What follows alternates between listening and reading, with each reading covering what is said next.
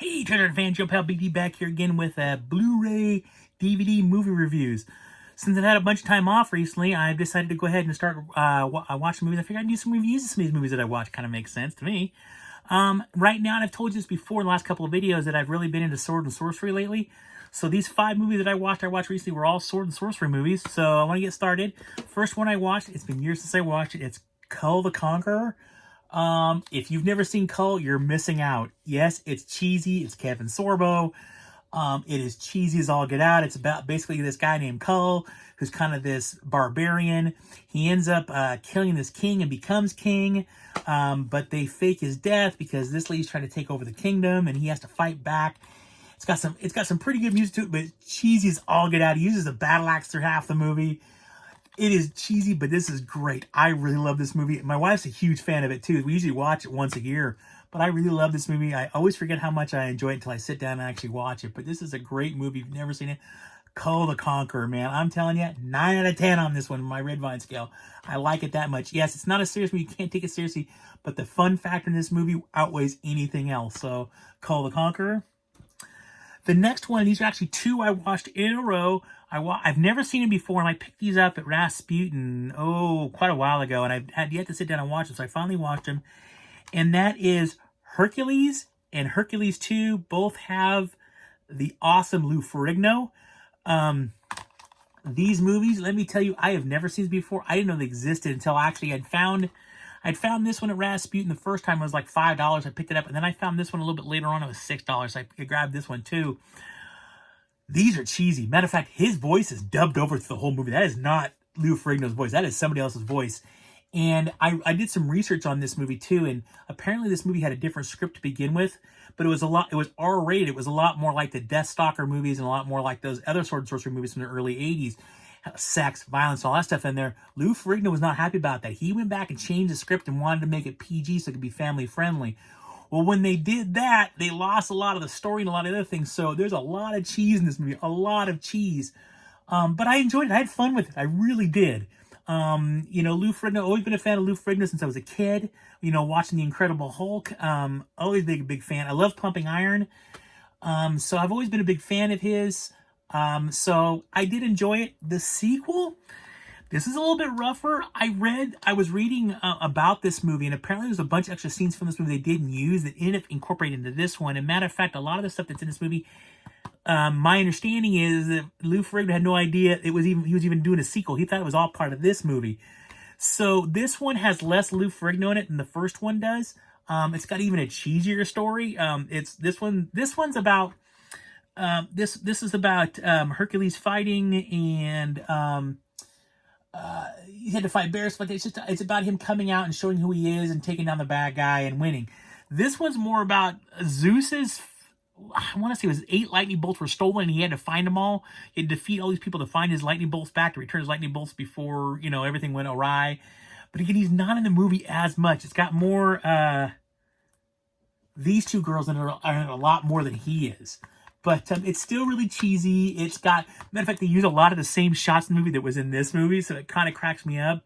But I still really enjoyed it. I would give these movies both a solid 8. They're cheesy, I'm not going to lie to you, but they're fun. They're a lot of fun. They kind of take your mind off things. I really had a great time with them. I guess this one being 8, this would be more like a 6, I guess, just because it's a little bit harder to get through because you can kind of really tell it was kind of pieced together, but they're still a lot of fun. It's cool to see Lou Ferrigno in his prime because he's huge in these 2 movies. I mean, it looks awesome. So, Hercules 1 and 2. The next one I watched, this was a double feature too, and I watched both of these. I love these movies a lot, and they are Deathstalker 1 and 2.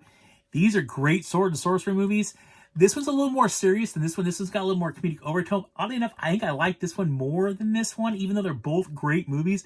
This one's got a lot more like stupid one-liners in it. But I love these movies. These movies are great. They both almost have the same plot. Deathstalker has to go against the main bad guy to return the realm to goodness or whatever. But it's a lot of fun. There's a lot of cheesiness to them, and they're just fun movies. I love both these movies. These just, honestly, this is no joke. I give these both 10s on my scale. I like them that much.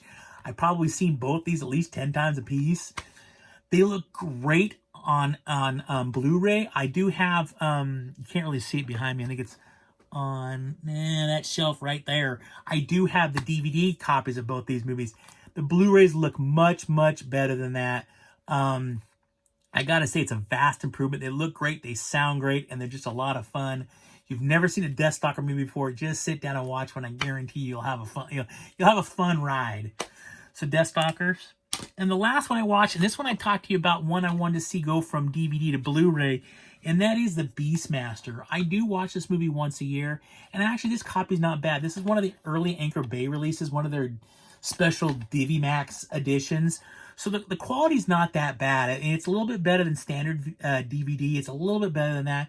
There are some really cool, there's a lot of cool features on here. It's a lot of cool stuff. It's Mark Singer, probably my favorite Mark Singer movie of all time. This is a sword and sorcery movie. You've got this kid this guy, when he's a baby, he's taken from his mother, and he's put inside a cow because they're going to do this ritual sacrifice kind of thing for him. But while he's in the cow for a while before he's, they transfer him. He's in his mother's womb, and he gets transferred from his mother's womb to a cow's womb, and they're going to kill him. They're trying to take the child away to kill him because this child's prophesied to kill this guy named Max in the future. So they do that, but when this witch is about ready to kill, young Beastmaster, this guy saves him. But when he was inside I know it sounds kind of weird, but he was inside the cow for a while, he got this ability to be able to talk to animals, kind of like Dr. Dolittle almost. So then when he grows up, the person that helped raise him, his father helped raise him, is killed by the Jun Horde, these big bad guys. So he goes off on a quest, and then he's actually a king. He's actually the son of the king, and he should be the rightful heir. And it's just all this series of stuff that he goes through, and they defeat Max, and they go on to fight the Jun Horde. Just a really good movie, man. It's a lot of fun. It's a lot of really good sword and sorcery stuff from the early 80s. He can talk to these animals. He's got Kodo and Podo, his thieves, which are two little ferrets. He's got a big tiger named Wu. He's got a bird that goes around with him. It's just a really fun movie with a lot of really cool effects. Everything's all practical and looks really good. Again, I'd love to see this on a Blu-ray, but if you've never seen Beastmaster, trust me, just sit down and watch it. You'll really enjoy it. So that is it for my sword and sorcery movie reviews. I hope you enjoyed them. Please leave me comments down below. Let me know what your thoughts are on them. Let me know if you enjoyed them. Please click the like button if you enjoyed this video. Click the subscribe button if you want to see more videos by who? Me, Big D. Click that little bell in the corner that notified when I do put up new videos. Sorry.